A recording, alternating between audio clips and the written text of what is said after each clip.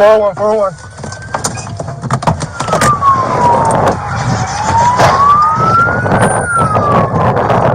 I got two runners.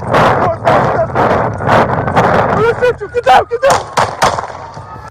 As you can see here, you'll see the suspect turn and point her firearm at our officers. There's this picture, and then one additional where the handgun is directly pointing towards our brave officer.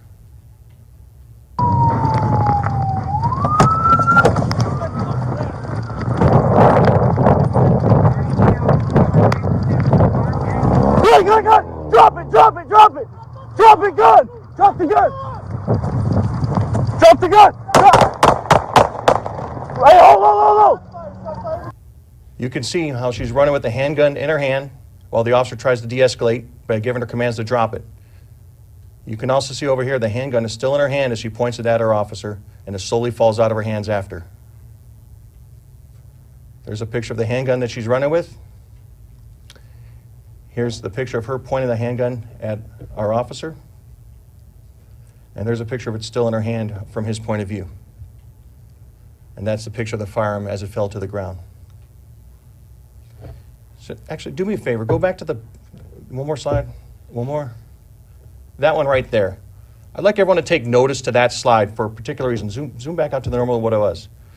That picture, though, should aggravate this community. That picture is a suspect who has no regard for the consequences of her actions. And then in that same still picture, it shows two officers from Las Vegas Metro on the far right and the officer's perspective here. Those officers are displaying the bravery and courage, how they chase down, run towards a person that's pointing a firearm at them to take them into custody. It represents what our officers are up against each and every day, and their willingness to go after these bad people and these suspects that are willing to have no regard for their actions. And the courage that's displayed here is exemplary, and it represents the finest of our officers, and it, again, exemplifies what our officers deal with each and every day. So.